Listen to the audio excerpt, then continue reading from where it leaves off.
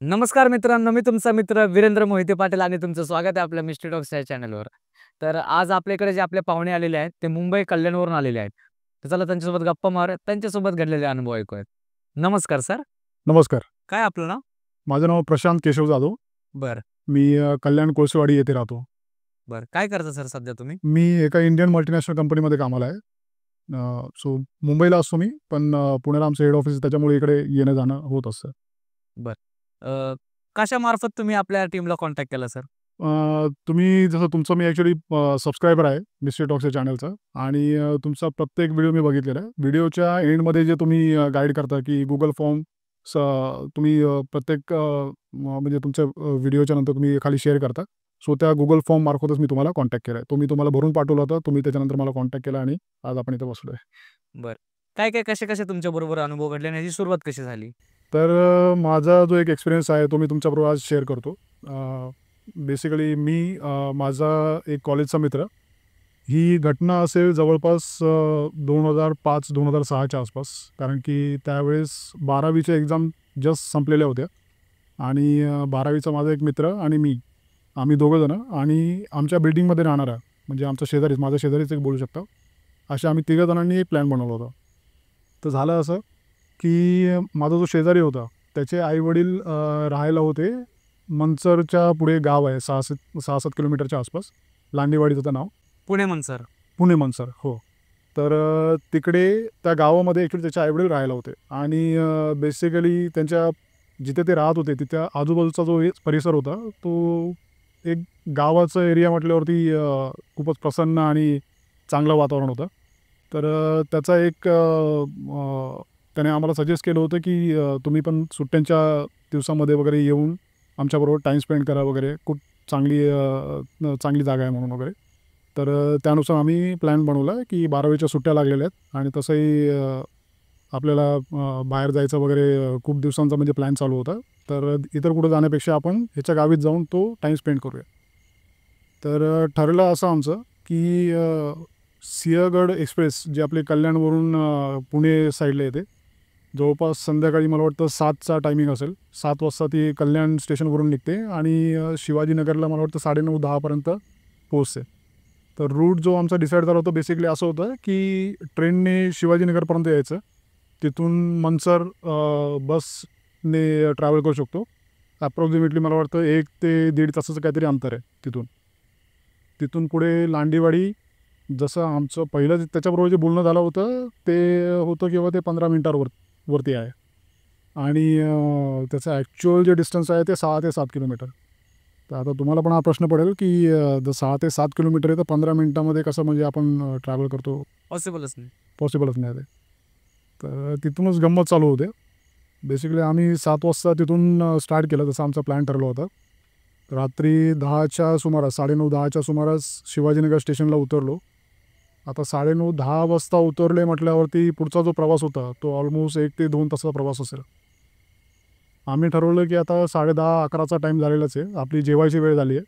तर काहीतरी खाऊन घेऊया लाईट आणि त्याच्यानंतर पुढची जर्नी आपण कंटिन्यू करूया.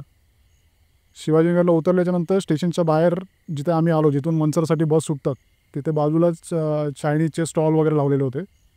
आम्ही एका चायनीजच्या स्टॉलवरती जे आपलं नॉर्मल हलका-फुलका नाश्ता वगैरे केला तिथे आणि तिथून बस पकडून मनसरकडे आम्ही निघालो.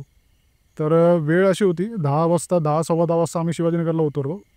जे आम्ही नॉर्मल नाश्ता किंवा जेवण वगैरे जे केलं तिथे जवळपास एक पाऊण तास, 1 तास आमचा निघून गेला. तर वेळ झाली जवळपास 11, 11:30च्या आसपास. तिथून पुढे मनसरसाठी आम्हाला बस भेटली. तो जो डिस्टन्स होता जवळपास 1 ते 1.5 तासाच्या अंतरामध्ये, 1 ते 1.5 तासाचा ॲक्च्युली ते टाईम घेतला त्याने पोचायला. मनसर स्टँडला आम्ही जवळपास 12-12:30च्या आसपास उतरलो. 12-12:30च्या आसपास जेव्हा आम्ही मनसरला उतरलो, तर ते बस स्टँड आउटसाईडला आहे ॲक्च्युली. तिथे असं नेहमीचं रहदारी किंवा असं नाही आहे तिथे. खूपच कमी पब्लिक असते. आम्ही त्यावेळेस मला जेवढं आठवतं, की फक्त आम्ही तिघंच जण उतरलो होतो. आमच्याबरोबर मनसरला उतरणारं असं कोणी नव्हतं आणि बस स्टँडवरती सुद्धा कोणी पब्लिक म्हणजे अशी नव्हती. रहदारी वगैरे अजिबात नव्हती. एकही माणूस तिथे अवेलेबल नव्हता. तिथे उतरलो आम्ही. त्याच्यानंतर मी आणि माझा जो कॉलेजचा मित्र होता, तर आमचं जो शेजारी होता राहणारा त्याला विचारलं की बाबा पुढचा प्रवास आता आपण मनसरला तर आलो आहे, पुढच्या प्रवासासाठी आपल्याला जीप किंवा रिक्षा किंवा कसं म्हणजे पुढचा प्रवास कसा आपण करूया. तर त्याचं उत्तर म्हणजे असं होतं लिटरली, म्हणजे त्यावेळेस ॲक्च्युली खूप कॅज्युअली म्हणजे सगळ्या गोष्टी चालल्या होत्या. आता जर विचार केला तर थोडासा हसायला पण येतं त्या गोष्टीचा आणि कधी थोडासा राग पण येतो. तर त्याचं उत्तर असं होतं की जास्तीत जास्त 10 ते 10:30पर्यंत इथे जीप किंवा ऑटो वगैरे अवेलेबल असतात, जे आपल्याला लांडीवरीपर्यंत सोडणार म्हणून. त्याच्यानंतर एकही व्हेकल अवेलेबल नाही आहे. ही आता सध्याची परिस्थिती मला माहीत नाही, कारण की त्याच्यानंतर माझं जाणं झालं नाही. पण ही जी आता मी तुम्हाला इन्सिडेंट सांगतो आहे, ही जी वेळ आहे ती 2005-2006 त्यावेळेस ॲक्च्युली होती. तर म्हटलं बाबा ठीक आहे, जर समजा आता सध्या नाही आहे तर दुसरा ऑप्शन काय म्हटलं आपण, नाही तर मग आजची रात्र आपल्याला इथे बसस्टँडवरतीच काढावी लागेल. त्याच्यानंतर त्यांनी दुसरी गुगली टाकली की बसस्टँडवरती पण आपण राहू शकत नाही, कारण की इथे चोरीमारीची प्रकरणं होतात, लुटारू वगैरे येतात, तर रात्रीची इथे स्पेंड करण्याची पण काही शक्यता नाही. बरं तो असं का बोलतो? त्याला काय अपेक्षित होतं तुमच्याकडून? त्याचं असं काही अपेक्षा नव्हती. तो म्हणजे जस्ट कॅज्युअल, म्हणजे आता असं होतं की त्याचं येणं-जाणं नेहमीचं असायचं तिकडे आणि त्याच्या घरी बाईक होती. तर त्याचं जे असायचं ॲक्च्युली बाईकने येणं-जाणं असायचं, किंवा मला जेवढं वाटतं की रात्री ट्रॅव्हल करायची ही त्याची पहिलीच वेळ असेल. पण त्याच्यासाठी रेग्युलर होतं, त्याच्यामुळे तो म्हणजे कॅज्युअल होता. त्याला असं काही स्पेसिफिकली असं काही त्याचं इंटेन्शन नव्हतं त्याच्यामुळे. आणि मेन म्हणजे त्याला बहुतेक ह्या सगळ्या गोष्टींवरती विश्वास नव्हता, जे नंतर मी तुम्हाला सांगेल की तो इन्सिडेंट घडल्याच्या नंतर ज्या गोष्टी पुढे येतात त्या. शेवटी आम्ही विचार केला की बाबा ठीक आहे, जर समजा तू जसं बोललास की बाबा 15 मिनिटाचा डिस्टन्स आहे, तर आपण 15 मिनिटं मग जाऊया म्हणून, कारण की इथे थांबण्यात तसंही काही पॉईंट नाही आहे, कारण की रिस्की आहे ते. लुटारू किंवा चोर वगैरे जर आले रात्रीचे तर ते प्रॉब्लेमॅटिक होऊ शकतं. आम्ही डिसिजन घेतलं की आपण तिथून पुढे पायी चालत जाऊया. मंचरपासून लांडेवाडीकडे जाताना स्टार्टिंगला जेव्हा आम्ही निघालो तिथून, दुकानं वगैरे बंद होते, पण स्ट्रीट लाईट्स वगैरे अवेलेबल होत्या. तो रस्ता जो होता तो आम्हाला दिसत होता. आणि पुढच्या प्रवासाबद्दल आम्ही विचार पण नव्हता केला की काही म्हणजे अनएक्सपेक्टेड थ्रिल वगैरे आमच्या समोर येतील म्हणून ते. आम्ही आमचा प्रवास सुरू केला. थोडंसं एक मला वाटतं अर्धा किलोमीटरचा डिस्टन्स वगैरे आम्ही पास केला असेल. तिघं मित्र होतो सोबत. त्याच्यानंतर बघतोय तर अचानकपणे स्ट्रीट लाईट ज्या आहेत त्या हळूहळू कमी कमी होत गायबच झाल्या, म्हणजे नाहीशाच झाल्या. अंधार. पूर्ण अंधार. रस्ता जो होता पुढचा अजिबात काहीच दिसत नाही आहे. फक्त चंद्राचा प्रकाश जो असेल पडलेला तेवढाच. आम्ही आमचं चालणं कंटिन्यू ठेवलं तेवढ्या याच्यामध्ये. त्याला जस्ट विचारलं की बाबा काय इथून पुढे म्हणजे काय आहे स्ट्रीट लाईट्स वगैरे की काय म्हणून. नाही बोलतो, आता हे एवढं जे होतं तेवढंच म्हणतो, इथून पुढे तसे काही स्ट्रीट लाईट्स वगैरे अवेलेबल नाही आणि असाच अंधार असणार आहे आपण घरी जाईपर्यंत. आम्ही म्हटलं ठीक आहे. आम्ही तेव्हाही काही कॅज्युअली म्हणजे घेतलं त्याला, एकदम जास्त असं काही सिरियसली घेतलं नाही. पुढे आम्ही थोडं जसं असं चालतो आहे, दूरवरती एका ठिकाणी एक लांबून एक लाईट चमकताना दिसला राईट साईडला. तर त्याच्यामध्ये आम्ही त्याला विचारलं की बाबा ते जो लाईट दिसतोय तो लाईट कसला आहे. त्याने सांगितलं वहाँ पे कब्रिस्तान है हिंदीमध्ये. म्हटलं अच्छा. आणि पुढे असं सांगतोय की उसके अपोजिट साइड में, रस्ते के इस साइड में स्मशान आहे. आम्हाला वाटलं की रात्र झालेली आहे आणि हा इथला आहे म्हणून काहीतरी आपली एक टिंगरटवळी म्हणजे आमची मस्करी करण्यासाठी किंवा आमची खेचण्यासाठी वगैरे त्याचं म्हणजे प्रयत्न चालू आहे. त्यावेळेससुद्धा आम्ही एकदम कॅज्युअली घेतलं. लिटरली म्हणजे आम्ही असा पण डायलॉग मारला की राईट साईडला जर समजा कब्रिस्तान आहे आणि लेफ्ट साईडला स्मशान आहे, रात्रीचं बहुतेक ते दोन्ही भूतं उठून तिथे रात्रीचं म्हटलं त्यांच्याकडे किंवा मस्ती वगैरे चालू असेल म्हटलं रस्त्यावरती. आपल्याला म्हटलं बहुतेक दिसेल वगैरे पण. तर या टाईपचं आमचं म्हणजे कॅज्युअल बिहेवियर चाललं होतं. सो असंच हसी मजाक करता करता करता आम्ही, आणि तो त्याच गोष्टीवरती ठामा. तो म्हणतो नाही अरे यार सही में है वहाँ पे, मैं सही में बता रहा हूँ करके वगैरे. आम्ही दोघं मस्तीच्या मूडमध्ये आम्ही चाललोय. जसं जसं तो लाईट जवळजवळ येत गेला, हळूहळू करून आम्हाला समजत गेलं की तो जे सांगतोय त्याच्यामध्ये काहीतरी पॉईंट आहे. लिटरली आम्ही त्या पॉईंटवरती गेलो. राईट साईडला बघतोय तर कब्रिस्तान, पूर्ण स्मशान शांतता, ती त्यांचे ते कबर वगैरे असतात त्या सगळ्या दिसतात एक पर्टिक्युलर डिस्टन्सवरती. आणि लेफ्ट साईडला जर बघतोय तर तिथे आपली जी स्मशानाची मचाण वगैरे जी बांधलेली असते, कमान. कमान जी असते बांधलेली, तर ती दिसते. माझा कॉलेजचा मित्र आणि मी लिटरली दोघं फक्त एकमेकाकडे बघतोय. आमची वाचा बंद. काय बोलावं हे समजत नाही तिथे. म्हणजे मेंदू बोलतो ना आपण की एक सुन्न होऊन जातो की काय करावं आणि काय रिॲक्ट करावं हे सुचत नव्हतं ब्लँक त्यावेळेस. पूर्ण. पूर्ण ब्लँक होऊन गेलो. आम्ही एकच डिसिजन घेतलं की काहीही न बोलता. आणि त्या दुसऱ्या साईडला तो जो मित्र होता जो तिथे राहणारा त्याच्यावरती मनात राग की हा म्हणजे एवढा कॅज्युअली ही गोष्ट घेऊच कशा शकतोय. म्हणजे दोन्ही साईडला स्मशान आहे, एका साईडला स्मशान आहे, एका साईडला कब्रिस्तान आहे. रात्रीचे 12:30-1 वाजलेले आहेत. सोबत आपण नवीन व्यक्तींना घेऊन चाललो. आपण एक तर पायी चाललो आहे, आपल्याला जाण्यासाठी काही साधन नाही आहे. आणि हा एकदम कॅज्युअली म्हणजे आम्हाला घेऊन चालला आहे त्या रस्त्याने. आम्ही शांत होतो. तो पॅच पूर्ण पार केला आम्ही आणि त्या साईडला आलो. एक जवळपास 50-60 मीटरच्या अंतरावरती आम्ही आलो. तिथे उभं राहिलो. त्याला शांतपणे विचारलं, बाबा अजून काय काय गोष्टी आहेत आम्हाला क्लिअरली सांग. जे आत्तापर्यंत तू सांगत होतास बोलतो मी तर क्लिअरली सांगतोय की 10:30-11च्या नंतर इथून पुढे जायला गाडी नाही आहे. तुम्हाला मी सांगितलं पण होतं की एका साईडला कब्रिस्तान आहे, एका साईडला स्मशान आहे. तुम्ही माझ्यावरती विश्वास ठेवला नाही. तुम्ही स्वतः बघितलं आता काय आहे ते. बाबा ठीक आहे, आमची चुकी झाली. आता मला एक गोष्ट सांग म्हटलं की इथून घरी जाईपर्यंत किलोमीटरमध्ये हे अंतर किती आहे. तेव्हा तो सांगतो की 7 किलोमीटर. 6 ते 7 किलोमीटरचा डिस्टन्स आहे. आम्ही म्हटलं 6 ते 7 किलोमीटरचं डिस्टन्स तू वेडा आहेस का म्हटलं की 15 मिनटामध्ये तू आम्हाला सांगतोस की 15 मिनटामध्ये आपण पोहोचू. हा बोलतो हम लोग बाईक से जाते हैं ना. तर ह्या लेवलचं म्हणजे त्याची ॲक्च्युली थिंकिंग होती. आम्ही मित्राला आणि आम्हाला दोघांनाही कळून चुकलं की आपण मूर्खपणा केला म्हणून वगैरे. आपण थोडंसं अजून डिटेलमध्ये विचारायला पाहिजे होतं किंवा काही गोष्टी आपल्या स्किप झाल्या. पण आता पर्याय नाही आहे. ऑलरेडी तो उशीर झालेला आहे. आणि आता इथून पुढे आपल्याला डिसिजन घ्यायचं आहे की पुढे आपल्याला काय करायचं म्हणून. तर आता पर्याय 2च होते आमच्या समोर. एक तर आम्ही जवळपास हार्डली मला वाटतं 500 ते 700 मीटरचं अंतर काहीतरी कापलं होतं आम्ही. आणि पुढे आम्हाला चालत जायचं होतं जवळपास 6 ते 7 किलोमीटर, 6 ते 6.5 किलोमीटर वगैरे जे काय राहिलेलं अंतर आहे ते. आणि दुसरा पर्याय होता की मंचर स्टँडला जाऊन ती रात्र काढायची आणि सकाळी उठून जे काही व्हेकल भेटेल त्याने आपण पुन्हा सकाळच्या प्रवास करून तिकडे गावामध्ये जायचं. त्याच्यामध्ये प्रॉब्लेम असा होता की मंचर स्टेशनला स्टँडला जर आम्हाला जायचं आहे तर तिथे एक पहिली तर रिस्क होती की बाबा ते लुटारू किंवा चोर वगैरे जे आहेत त्यांची. तर त्या सिच्युएशनमध्ये आम्हाला रात्र काढायची. आणि त्याच्यापेक्षा जास्त मोठं आव्हान असं होतं की जो कब्रिस्तान आणि स्मशान यांच्यामधला जो रोड आम्ही क्रॉस करून आलो आहे. येताना तर आम्ही आलो पण जायची परत आमची हिंमत नव्हती. भले आम्ही 3 जण होतो.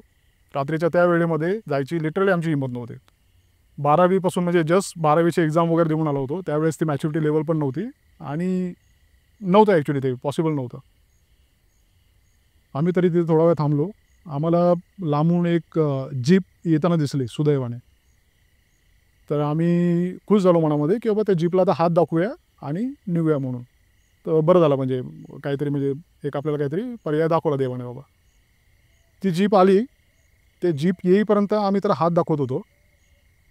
ती जीप ज्या स्पीडने आली होती त्याच्या डबल स्पीडने ॲक्च्युली ती निघून गेली. अरे बापरे. आम्हाला लिटरली म्हणजे त्या सिच्युएशनमध्ये इतका राग येत होता की या रात्रीचं म्हणजे 12-1 वाजता 3 जण आहोत तिथे आणि एक जर जीप येते तर त्याने माणुसकीच्या नात्याने तरी ॲटलिस्ट स्लिप द्यायला पाहिजे. आम्ही तुम्हाला हात दाखवतोय. नाही थांबले ते सरळ निघून गेले. म्हणजे एक थोडा तरी काहीतरी होप होता. होप होता. तो पण एक क्षणामध्ये नाहीसा झाला. आम्हाला ह्या गोष्टीचं रिअलायझेशन व्हायला थोडासा वेळ लागला की आम्ही एका म्हणजे रात्री 12:30-1 वाजता एका कब्रिस्तान किंवा स्मशानाच्या बाहेर उभं राहून त्याला हात दाखवतोय. तो ऑब्व्हियसली तो सुद्धा एक माणूस आहे.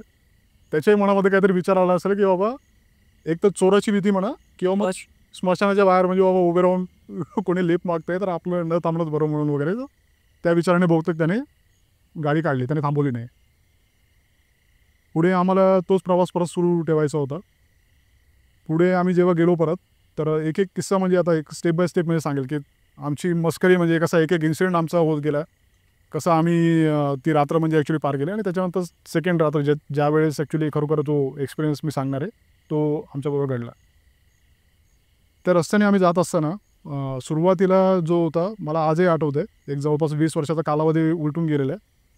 आजही आठवतं आहे की दोन्ही साईडला डोंगर टाईप होते म्हणजे खोदलेले डोंगर आणि त्याच्यामधून ॲक्च्युली जाणारा रस्ता होता. तर दोन्ही साईडला अशा भिंती म्हणजे उभ्या आहेत डोंगराच्या. काहीतरी थोडंसं आम्हाला विचित्र वाटत होतं त्या पॅचमधून जाताना वगैरे. पण म्हटलं ठीक आहे, काढायचं तर आहे आपल्याला, कसं तरी करून मार्ग तर काढायचा आहे, कंटिन्यू तर ठेवायचं आहे. पुढे पुढे चाललो आहे. एका पर्टिक्युलर डिस्टन्सच्या नंतर ते डोंगर गायब झाले आणि दोन्ही साईडला पूर्ण माळरान. म्हणजे दोन्ही साईडला पूर्णपणे सपाट जमीन, लांब लांबपर्यंत जिथपर्यंत बघतोय तोपर्यंत काहीच नाही आहे. एक रात्रीच्या प्रकाशामध्ये सुद्धा एक तुम्हाला डोळ्याला म्हणजे एक सवय पडून जाते आणि तुम्ही एका ठराविक डिस्टन्सपर्यंत बघू शकता की काय काय आहे म्हणून वगैरे. लांब लांबपर्यंत काही नाही, पूर्णपणे बंजर जमीन. फक्त काही ठराविक ठिकाणी झाडं वगैरे दिसतात तिथे. तर त्या वेने आम्ही चालतोय, पुढे पुढे चालतोय. रात्रीची पूर्णपणे शांतता, काळोख, चंद्राचा प्रकाश पडलेला. हवा जो म्हणजे लिटरली एवढी शांतता होती की हवा जी म्हणजे वाहते, तर हवेच्या वेळेस जो एक आवाज येतो ना, घू घू करून वगैरे, तो आवाज लिटरली म्हणजे आम्ही ऐकू शकत होतो. एवढी शांतता होती. त्याला मित्राला मी त्या जो शेजारचा मित्र होता त्याला मी पुन्हा विचारलं की बाबा थोडंसं, म्हणजे आम्ही नंतर रिलॅक्स झालो त्या मार्गावरती जाताना, की बाबा इकडे पण त्या चोरांची वगैरे भीती आहे की तिथेच म्हणजे पर्टिक्युलरली मनसरला. नाही नाही बोलतो, कभी कभी यहाँ पे भी आते ना, यहाँ पे भी एक दो इन्सिडेंट्स हुआ है. अरे बापरे! आम्ही लिटरली म्हणजे मला असं वाटलं की मी पुन्हा एकदा तोंड उघडून काहीतरी चुकी केली. आणि सो पुन्हा मी म्हटलं की नाही, याला आता याच्या पुढे काही विचारतच नाही. पुढे चालतोय चालतोय चालतोय एका पर्टिक्युलर डिस्टन्सच्या नंतर आम्हाला एका झऱ्याचा म्हणजे जे पाणी वाहायचा वगैरे एक आवाज आला. तर तेव्हा तो जो कॉलेजचा मित्र होता त्याने विचारलं, अरे यहाँ पे कोई नदी वगैरह भी बहती है क्या, की मतलब वो पाणी का आवाज वगैरे भी आला. एवढं म्हणजे क्लिअरली, म्हणजे एवढी स्मशान शांतता की पाण्याचा आवाजसुद्धा आम्हाला म्हणजे तो येत होता, ऐकायला येत होता. तर आता त्या मित्राने विचारलं की बाबा यहाँ पे कोई पाणी का मतलब म्हणजे झरा वगैरे पण काय वाहतोय काय म्हणून वगैरे. तो हाँ बहता है ना बोलतो यहाँ पे बोलतो जो मैंने तो सुना है, बोलतो यहाँ पे जो चीते वगैरह भी रहते हैं ना बोलतो, अरे बापरे! वो भी कभी कभी वहाँ पे पाणी पिने के लिए आते हैं. अजून एक झटका. अजून एक झटका. म्हणजे लिटरली ते झटक्यावरती झटका द्यायचं त्याने बहुतेक ठरवलं होतं. आता त्याचं जे होतं ॲक्च्युली तो कॅज्युअली म्हणजे सगळ्या गोष्टी बोलत होता. त्याला जी माहिती होती ते पुरवत होता. पण आमच्यासाठी तो एक झटकाच होता. पुढे आम्ही चाललोय चाललोय चाललोय रस्त्यावरती रात्रीचं म्हटल्यावरती 2-3 जण जेव्हा आपण चालतोय तर कुत्रे वगैरे असतात प्रत्येक ठिकाणी. कुत्र्यांचा आवाज येतोय. मी लिटरली कुठून कुठून कुत्रे येऊन ते भुकतात येत वगैरे आम्हाला बघून. आम्ही कंटिन्यू आहे जी आपली जर्नी आहे ते आम्ही ते कुठेही लक्ष द्यायचं लक्ष नाही द्यायचं असं ठरवून आम्ही पुढे चाललो आहे. एका ठिकाणी फक्त रस्त्याचं काम चालू होतं. बेसिकली पूर्ण अंधार गुडूप होता. एका ठिकाणी फक्त रस्त्याचं काम चालू होतं, जिथे JCB होता, खोदकाम होतं. त्याच्यामुळे तो फक्त JCB एका पर्टिक्युलर डिस्टन्सला येऊन पुन्हा जात होता. तर तो JCBचा जो फोकस होता तो आमच्यासाठी कुठेतरी दिलासा देणारा ठरला. तो पण होता जो एक अर्धा किलोमीटरचा पॅच होता, तोपर्यंत तो JCBची साथ होती. त्याच्यानंतर तो पण गायब झाला. 2 गाव आम्ही ॲक्च्युली ते म्हणजे गावाच्या वेशी ज्या आहेत, तर 2 गावाच्या वेशी आम्ही क्रॉस केल्या. त्या क्रॉस करून पुढे आम्ही आलो. तिसऱ्या गावाची वेस काहीतरी होती. जवळपास मला वाटतं 4 ते 5 गाव काहीतरी लागतात, जे एंड डेस्टिनेशन आहे तिथे पोहोचेपर्यंत गावाच्या वेशी लागतात. तर हे आमचं बहुतेक तिसरी वेस काहीतरी होती, जेवढं मला आठवतं आहे. तिथे लेफ्ट साईडला लांबवरती एक घर दिसलं, म्हणजे एक घराची लाईट चालू दिसली. घर दिसलं, घर होतं प्रॉपर तिथे. आणि तिथे बाहेर एक माणूस बसलेला दिसला खुर्चीवरती. रात्रीचं मला वाटतं जेवण वगैरे करून बसलं असेल. ते म्हणजे घरामध्ये ऑब्व्हियसली उन्हाळ्याच्या सीझनमध्ये थोडासा उकाडा होतोय, त्याच्यामुळे बहुतेक बसला असेल. आणि त्याच्याकडे कुत्रं होतं, त्याने पाळलेलं कुत्रं होतं. त्याने लिटरली म्हणजे आम्ही जेव्हा दिसलो त्याला एका पर्टिक्युलर डिस्टन्सवरून की बाबा 3 माणसं कोणतरी येतात आहे, त्यालाही तो वास झाला की कोणीतरी चोर वगैरे कोणतरी आहेत. कारण रात्रीच्या एवढ्या या वेळेवर कोणी म्हणजे सामान्य माणूस फिरणं वगैरे पॉसिबल नाही. पण त्याने काय केलं की त्याचा जो कुत्रा होता पाळलेला तो त्याने सोडून दिला. आणि तो कुत्रा तिथून सुटला आणि भुकत भुकत आमच्या अंगावरती. माझं म्हणजे असं झालं होतं की हे जे इन्सिडेंट झाले होते टप्प्याटप्प्याने, लिटरली म्हणजे माझी म्हणजे मेंटल जी कंडिशन होती ती खराब झाली होती. फ्रस्ट्रेट झालो होतो मी. आणि जसं त्याने कुत्रा सोडला, माझा राग त्याच्यावरती की त्याने कुत्रा कसा काय सोडला म्हणून वगैरे. मी लिटरली जिथे होतो तिथं सगळ्या बॅगा वगैरे हातातल्या टाकल्या, दगडं उचलले आणि बोललो आता आज याला बोललो मारणार बोलून कुत्र्याला. तो कुत्रा आला एका रस्त्यावरती एका पर्टिक्युलर डिस्टन्स ठेवून तो भुकला आमच्याकडे बघून वगैरे.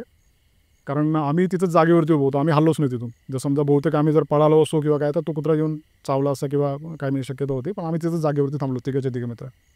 तो थोडा वेळ भुकला वगैरे. आम्ही बघितलं की दुसरं काय करत नाही. आम्ही पुन्हा पुढे जायचं ठरवलं. पुढे आलो, पुन्हा ते कॅज्युअल बिहेवियर. 3 मित्र बाबा सोबत चाललेले आहेत. तर त्याच्यामध्ये पुन्हा एक डायलॉगबाजी चालू झाली की देखा जो भोगने वाले कुत्ते होते वो काटते नाही आहे और जो काटते वो कुत्ते भोगते नाही आहे. तर असं एक हसी मजाक करत करत आम्ही पुढे चाललो आहे.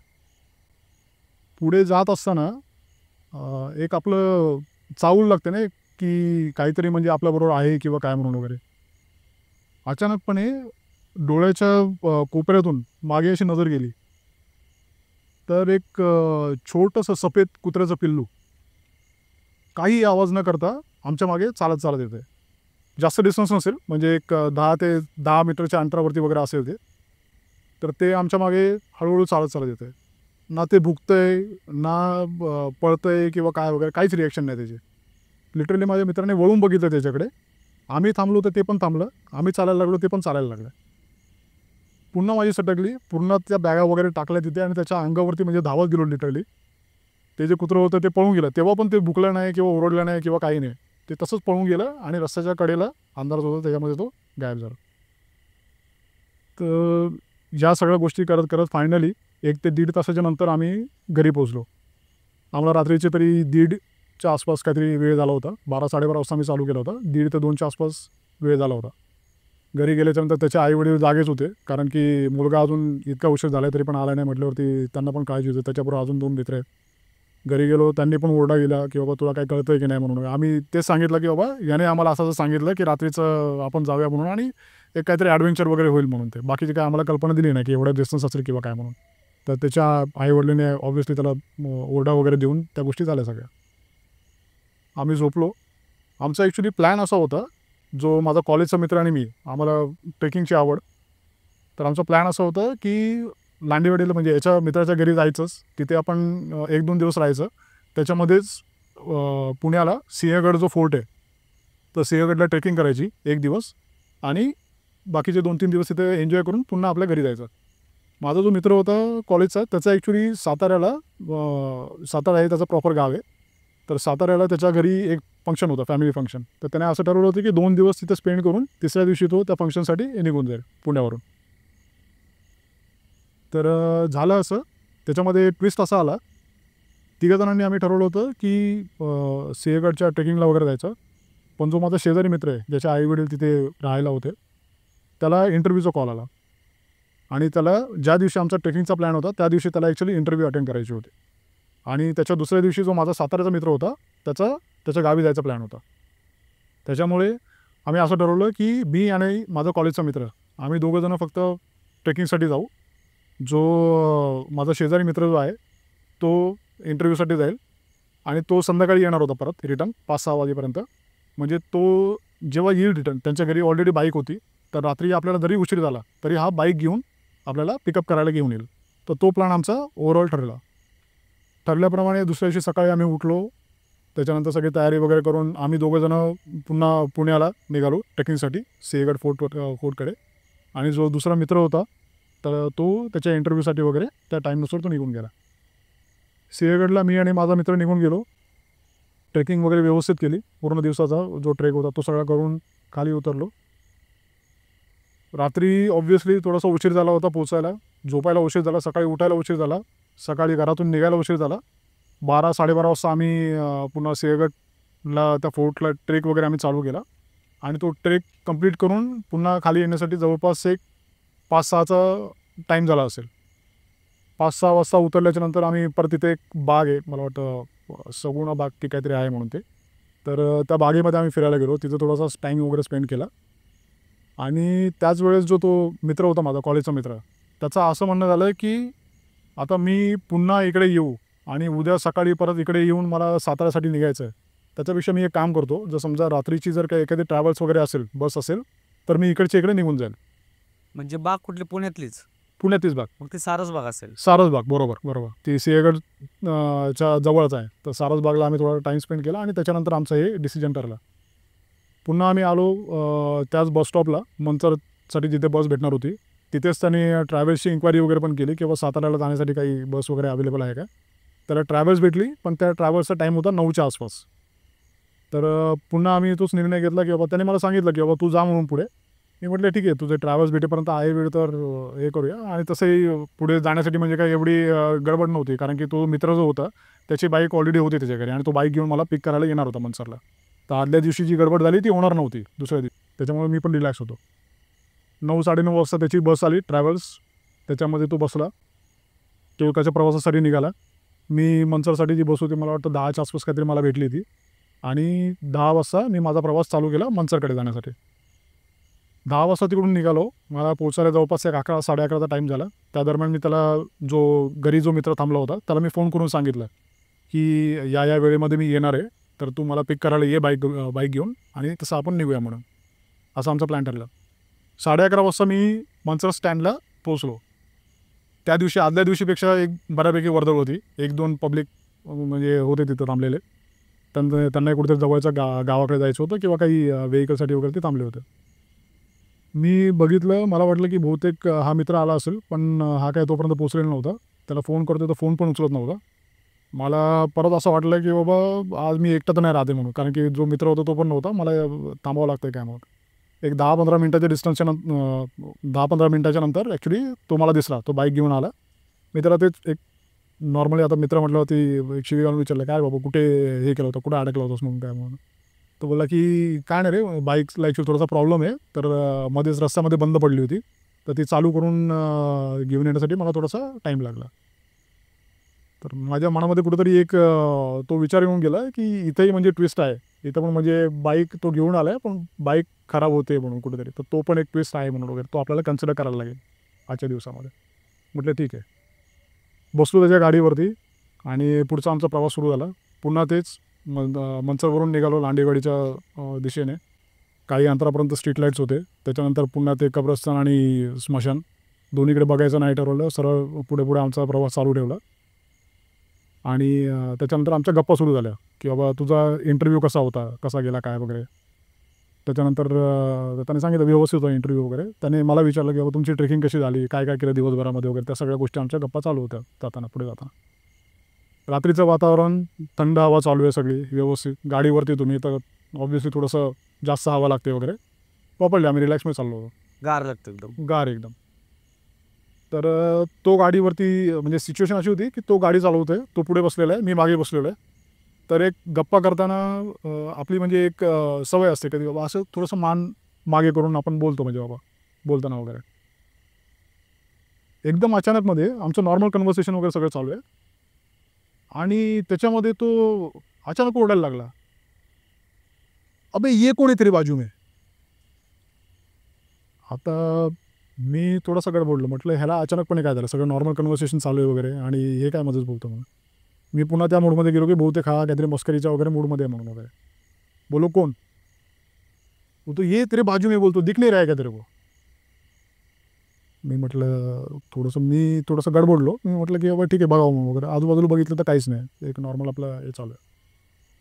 तर पुन्हा एकदा त्याचा तोच रिप्लाय आला, अरे ये तेरे बाजू में जो है तेरे को दिख नहीं रहा है क्या, काला काला सा. मी थोडंसं मस्करी में बोलो, अरे तूने मुझे ही देख लिया होगा, बोलो अंधेरे में, बोलो तुझे लग नहीं रहा है, मैं ही हूँ, बोलो. तो अरे नहीं यार, बोलतो तू यहाँ पे बैठा है, मुझे समझ में नहीं आ रहा है क्या. बोलतो ये तेरे साइड में, बोलतो तुझे दिख नहीं रहा है क्या, बोलतो साइड में तो देख. मला ॲक्च्युली जेव्हा माणूस मस्करी करतो त्यावेळेसची त्याची टोन, आणि जेव्हा तो सिरियस असतो किंवा एक भीती त्याच्या मनामध्ये जेव्हा असते, त्या सगळं घेऊन जेव्हा तो बोलतो, तर एक डिफरन्स कळतो आपल्याला. मी त्याच्या चेहऱ्याकडे जेव्हा तो मागे तोंड करून जेव्हा बघत होता, मला दिसलं लिटरली की त्याच्या डोळ्यातून म्हणजे थोडंसं पाणी वगैरे येतं, आणि तो चेहरा म्हणजे असं ॲक्च्युली भीती त्याच्या चेहऱ्यावरती दिसली मला क्लिअरली. मी पण थोडंसं गडबडलो. माझी हिंमत नव्हती होत लिटरली, कारण की त्याचा कॉन्फिडन्स बघून की खरोखर माझ्या बाजूला कोणतरी आहे आणि एकदम पॅरललला माझ्या जवळच कोणतरी आहे म्हणून.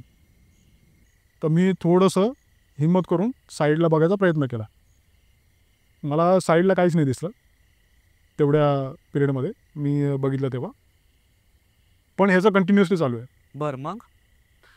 तर त्याचं म्हणजे कंटिन्युअसली चालू आहे. मी स्वतः थोडासा बाजूला वळून बघायचा प्रयत्न केला, जसं तो सांगत होता की माझ्या पॅरललमध्येच कोणीतरी आहे, माझ्याबरोबरच कोणीतरी दिसतंय त्याला. तर मी पण बघायचा प्रयत्न केला, पण मला कोणी दिसलं नाही तिथे. पण मी पुन्हा जेव्हा ह्याच्याकडे बघतोय, हा कुठेतरी मला कन्व्हिन्स करायचा प्रयत्न करतोय. म्हणजे एक असं होतं ना की आपण एखाद्याला एखादी गोष्ट सांगतोय आणि जेव्हा ती गोष्ट ऐकत नाही, समोरचा माणूस ऐकत नाही, तर आपण जास्त अजून एक्सप्लेन करायचा प्रयत्न करतो, की बाबा खरोखर मी म्हणजे मस्करी नाही करत आहे. आणि आदल्या दिवशी तोच इन्सिडेंट झाला होता. त्याला कुठेतरी असं फील होत होतं, की यार मी म्हणजे माझा खरंच तो इंटेन्शन नाही आहे तुमची मस्करी करायचा. खरोखर माझ्याबरोबर जे घडतंय मी ॲक्च्युली तो कन्व्हिन्स करायचा ॲक्च्युली तो प्रयत्न करत होता. तो लिटरली या लेवलपर्यंत आला, की तिथे तो म्हणतोय, "रुक" बोलतो, "मैं गाड़ी रोक के तेरे को दिखाता हूँ" बोलतो. "रुक, यहाँ पे है" बोलतो, "यार तेरे को दिख कैसे नहीं रहा है" बोलतो. और ये कौन है बोलतो, "यार ये इतना मतलब साइड से कैसे चल रहा है" बोलतो अपने. "कहाँ से आ गया" बोलतो हे. आणि जिथे तो म्हटला, की "रुक मैं गाडी रोक के तेरे को दिखाता हूँ" म्हणून, तिथे माझी पण हवा टाईट झाली. कारण की रात्रीची वेळ, आदल्या दिवशी आम्हाला थोडासा तो एक झलक दिसली होती. आम्ही त्याला कॅज्युअली थोडंसं इग्नोर केलं होतं. पण आता जे तो बोलत होता, की या परिस्थितीमध्ये गाडी थांबवणं हे मला तरी योग्य वाटलं नाही. कारण की मी कुठेतरी असं ऐकलं होतं, म्हणजे घरीच जेव्हा आपलं डिस्कशन होतं नॉर्मली, की जेव्हा तुम्ही एखाद्या व्हेइकलवरती तुम्ही जेव्हा ट्रॅव्हल करताय वगैरे आणि जेव्हा तुम्हाला असा इन्सिडन्स येतोय किंवा असे काही एक्सपिरियन्स तुम्हाला जर व्हायला लागतात आहेत, तर त्यावेळेस सगळ्यात पहिली गोष्ट जी करायची असते, ती म्हणजे तुम्ही गाडीवरून खाली उतरू नका. गाडी थांबवू नका, गाडीवरून खाली उतरू नका. बरोबर. दुसरी गोष्ट म्हणजे अशी ज्या निगेटिव्ह एनर्जीज वगैरे असतात, जे आता तो समजा बोलतोय, मला तरी दिसत नाही आहे, पण त्याच्यावरती विश्वास ठेवणं भाग होतं. तर अशी जर एखादी एनर्जी वगैरे असेल, तर त्यांची एक लिमिट असते, एक बाउंड्री असते त्यांची. त्याच्या पलीकडे ते येऊ शकत नाही आपल्या मागे. तर कोणत्याही परिस्थितीमध्ये तिथं थांबणं मला योग्य नाही वाटलं. मी त्याला कन्व्हिन्सिंगली एकच गोष्ट म्हटलं, "तू जो बोल रहा है, मैं समझ रहा हूँ, मुझे समझ में आ रहा है और मैं बोलो विश्वास कर रहा हूँ, बोलो तू लेकिन एक काम कर बोलो, तू यहाँ पे रुक मत बोलो, गाड़ी रोक मत, किसी भी कुछ भी सिचुएशन हो जाए, यहाँ पे रोक मत, तू कंटिन्यू चालू रख, हमको यहाँ पे नहीं रुकना है, मैं समझ में आ गया बोलो, तूने जो मेरे को बताया मुझे समझ में आ गया, लेकिन यहाँ पे गाड़ी रोक मत बोलो, तू चल, तू घर पे चल, मैं तेरे को बताता हूँ बोलो क्या है करके वगैरह, ठीक है, तुझे रोकने की ज़रूरत नहीं है." आणि त्याला ते सांगितलं, की चालवतोस ते पण म्हणजे ज़्यादा स्पीड में मत चला, नॉर्मल चला, कोई प्रॉब्लम नहीं है, सब कुछ नॉर्मल बोलो, तू चल, हम लोग साथ में हैं, कुछ नहीं होगा. एक तो दिलासा देऊन कसा तरी पुढे निघालो. आता आतून काय कंडिशन होती ती मला पण माहिती होती. पण जी आलेली सिच्युएशन ती कुठेतरी फेस करायची होती. त्याची ऑलरेडी म्हणजे भीतीने गाळण उडाली होती. त्यावेळेस मी पण जर त्याच फेजमध्ये गेलो असतो, तर मग काहीतरी मोठा प्रॉब्लेम झाला असता. आणि तो अजून खचला असता. तो अजून खचला असता. आणि तो गाडी चालवतोय बेसिकली. मी तरी मागे बसलोय नॉर्मली. तो गाडी चालवतोय. त्याला तिथे पण कॉन्सन्ट्रेट करणं जास्त महत्त्वाचं आहे. त्याने कंटिन्यू ठेवली गाडी. पुढे चालत आम्ही आलो. एक पर्टिक्युलर डिस्टन्सच्या नंतर मी पण त्याच्याशी काय बोललो नाही. तो एक अंतर कापेपर्यंत वगैरे. मी पण त्याच्याशी काय बोललो नाही. तो पण माझ्याशी काय बोललो नाही. मला माहीत नाही की त्याला ते किती वेळपर्यंत दिसत होतं किंवा त्याने बघायचा प्रयत्न केला किंवा काय वगैरे. आम्ही कंटिन्यू आमचं पुढे जाणं चालू ठेवलं.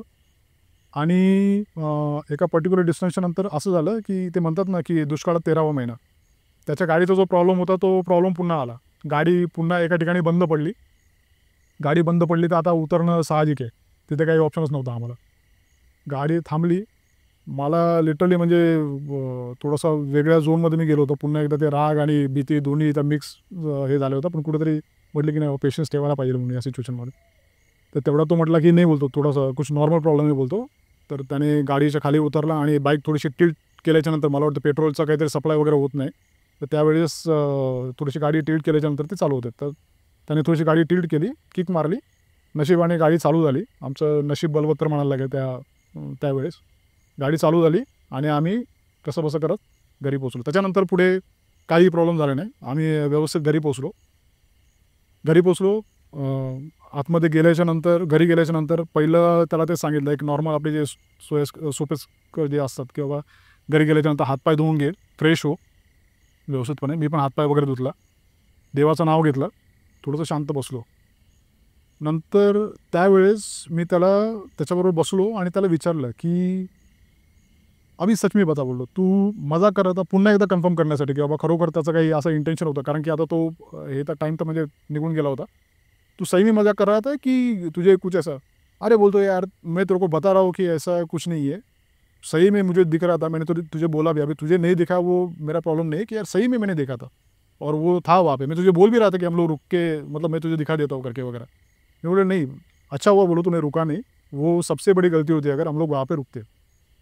तो ॲक्च्युली म्हणजे महाराष्ट्रीयन नाही आहे. त्याच्यामुळे त्याशी हिंदीमध्ये आमचं ते कन्व्हर्सेशन ॲक्च्युली चालू होतं. तर त्याला मी तेव्हा मग थोडंसं शांत केलं. बोललो ठीक आहे.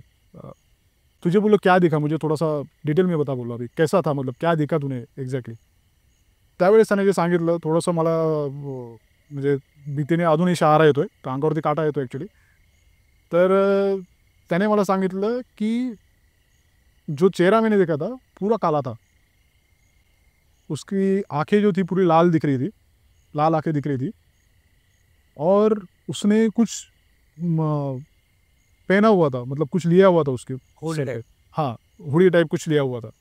तर आता जेवढं मला समजलं की त्याने जे डिस्क्रिप्शन केलं बहुतेक ते घोंगडी वगैरे त्या टाईपचा काहीतरी प्रकार असावा. तर अशी त्याने एक आकृती त्यावेळेस बघितली होती.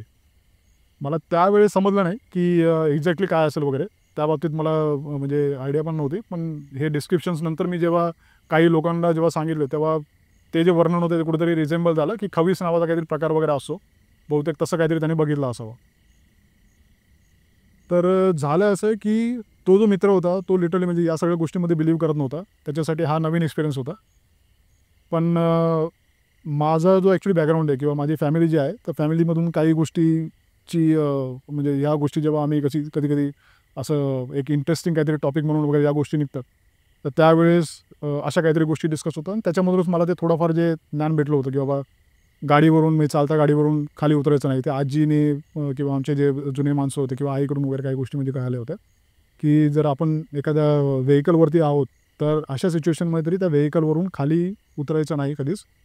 आणि ती एक पर्टिक्युलर जी सीमा असते, बाउंड्री असते, तोपर्यंत त्याचा प्रभाव असतो त्या एका पर्टिक्युलर दायऱ्यामध्ये. त्या लिमिटच्या नंतर त्याची सुद्धा शक्ती म्हणजे काम करत नाही. तेच त्यांची हद्द असते आणि त्या हद्दीच्या आणि त्यांच्या वेळेस जर तुम्ही तिथं गेलात तर त्यांची एंटिटी अजून जास्त काम करते. तर बहुतेक म्हणजे खरोखर म्हणायला लागेल की काहीतरी दैव होतं सोबत. आणि जे आईवडिलांनी किंवा जे फॅमिलीने ज्या गोष्टी म्हणजे सांगितलेल्या होत्या त्या कुठेतरी तिथे इम्प्लिमेंट केल्या त्या मित्रावरती विश्वास ठेवून. तर त्याच्यामुळे आम्ही तो जो इन्सिडन्स होता तो आम्ही पार करू शकलो. अदरवाईज खूप मोठा काहीतरी भयानक किस्सा होण्याचे तिथे चान्सेस होते. बरोबर. तर असा म्हणजे माझा एक तो एक्सपिरियन्स होता. काही त्रास वगैरे झालता का तुम्हाला किंवा तुमच्या मित्राला? मला तसं म्हणजे बेसिकली काही दिसलं पण नाही. त्याच्यामुळे मी जास्त त्या गोष्टीमध्ये ती मेमोरी आहे माझ्या डोक्यामध्ये अजूनपर्यंत. तो सगळा जो घडलेला प्रसंग काही काळ वेळ वगैरे सगळं? तो प्रसंग म्हणजे अजूनसुद्धा लिटरली 20 वर्ष झालेले आहेत. पण जेव्हाही म्हणजे विषय निघतो तर एवढ्या डिटेलिंगमध्ये म्हणजे मला तो अजूनही लक्षात येत म्हटल्यावरती तुम्हाला समजलं असेल की तो किती डीपपर्यंत ॲक्च्युली तो मनावरती बिंबला आहे. एकदम तंतोतंत सांगितलं तुम्ही. तंतोतंत. तर पण तो मित्र जो होता त्याला त्या पर्टिक्युलर पिरियडमध्येच म्हणजे त्याला लिटरली म्हणजे त्याला घरी आल्याच्यानंतर एक गोष्ट फक्त मी बघितली की बाईकवरती आम्ही चालतोय. रात्रीची म्हणजे वेळ आहे. थंड वातावरण आहे सगळं, कारण की गावचा एरिया होता तो. तिथे जास्त उकाडा वगैरे पण नव्हता. आणि बाईकवरती आम्ही ट्रॅव्हल करतोय. तर त्याला घाम येण्यासाठी असं काही कारणच नव्हतं. तो लिटरली घामाने म्हणजे त्याचा चेहरा पूर्ण भिजला होता. 2-3 वेळा त्याने लिटरली म्हणजे बाईक चालवत असताना सुद्धा एका हाताने त्याने हँडल धरलेलं, दुसऱ्या हाताने तो लिटरली म्हणजे तो घाम पुसत होता. तर तो सिरियसनेस मला फक्त त्याच्यावरून मला कुठेतरी ॲक्च्युली समजलं, ती ॲक्टिव्हिटी त्याची चालू होती की बाबा हा खरोखर म्हणजे सिरियसली बोलतोय ती गोष्ट. पण त्याच्यानंतर त्याला घरी गेल्याच्यानंतर जसं आपण म्हणतो की काय ताप येतो किंवा काय वगैरे, बहुतेक त्याचा त्या गोष्टीवरती तेवढा विश्वास नव्हता किंवा ती तेवढ्यात म्हणजे ती गोष्ट टळली होती. त्याच्यामुळे असं दुसरा काही त्याला त्रास वगैरे झाला नाही. 2-3 दिवस मी तिकडे होतो. नंतर मग तो टाईम स्पेंड केला आणि त्याच्यानंतर मी परत रिटर्न माझ्या गावी वगैरे आलो. पण रात्रीचं ट्रॅव्हल करणं ऑब्व्हियसली अवॉइड केलं. 4-5 वाजता मी तिथून निघालो आणि पुढचा प्रवास माझा कंटिन्यू केला. बरं. हा होता तुमचा अनुभव. तर ह्या अनुभवाच्या मार्फत तुम्ही आता आपले जे प्रेक्षक आहेत बघणारे, तर ते खूप म्हणजे प्रत्येक जनरेशनचे आहेत. लहान पण आहेत, वयस्कर पण आहेत. तर तुम्ही काय सांगू इच्छिता त्यांना? ज्या पर्टिक्युलर अनुभवाबद्दल मी एक गोष्ट सांगू शकेल की 2 गोष्टी आहेत. एक तर अंधविश्वास आणि दुसरी गोष्ट म्हणजे अविश्वास. जसं तुम्ही अंधविश्वास ठेवू नका. जसं आपण लोकांना सांगतो की जोपर्यंत एखाद्या गोष्टीची खात्री पटत नाही तोपर्यंत ती गोष्ट फॉलो करू नका. तोपर्यंत त्याच्यावरती विश्वास ठेवू नका. जसं आपण हे लोकांना सांगतो. कुठेतरी लोकांना हे पण समजून घेणं गरजेचं आहे की एखाद्या गोष्टीबद्दल तुम्हाला जर बॅकग्राऊंड माहीत नाही आहे तर त्याच्यावरती डायरेक्टली अविश्वाससुद्धा दाखवू नका. बरोबर. कारण की असे भरपूर प्रसंग आहेत ऑल ओव्हर वर्ल्डमध्ये या गोष्टी घडत आहेत. लोकांना एक्सपिरियन्स येतो आहे. फक्त भारतातच या गोष्टी घडतात आहेत कारण की भारतामधल्या लोकांची मेंटॅलिटी म्हणजे पिछाडलेली वगैरे असं पण नाही आहे. आय थिंक जे हॉररवरती जे इन्व्हेस्टिगेशन्स वगैरे जे असतात तर तो कन्सेप्ट म्हणजे बाहेरून कुठून तरी चालू आहे. त्याच्यावरती एक रिसर्च एक संस्था म्हणजे त्याच्यावरती काम करते. बरोबर. आणि त्यांनी त्या लेव्हलचे गॅजेट पण डेव्हलप केले की ज्याच्या Gadget सगळ्या गोष्टी develop कॅच होतात. हो, हो. तर तेवढं ॲक्च्युली टेक्नॉलॉजी ॲडव्हान्स झालेली आहे आणि त्याच्यामध्ये सुद्धा तुम्ही कॅप्चर करू शकतात. एवढे एव्हिडन्स तुम्हाला भेटतात आहेत. तर कोणत्याही गोष्टीवरती डिरेक्टली अविश्वास ठेवू नका.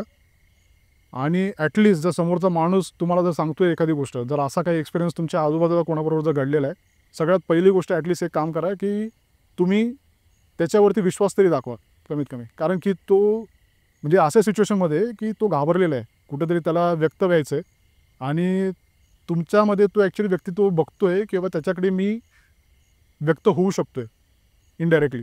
तर तो विश्वास तो तुमच्यावरती दाखवतोय. ॲटलिस्ट तुम्ही त्याची टिंगल-टवाळी करणं एक्झॅक्टली. या काय गोष्टी कधी टावर की केली की समोरचा सांगणार आहे, तो त्याला थोडं अपमानास्पद वाटतं. हो. आणि तो परत विचार करतो की ही गोष्ट कोणाला सांगावी का नाही. गोष्टी मनात दाबून ठेवल्यामुळे काही काही डोक्यावर खूप वेगवेगळ्या प्रकारचे परिणाम होतात. बरोबर.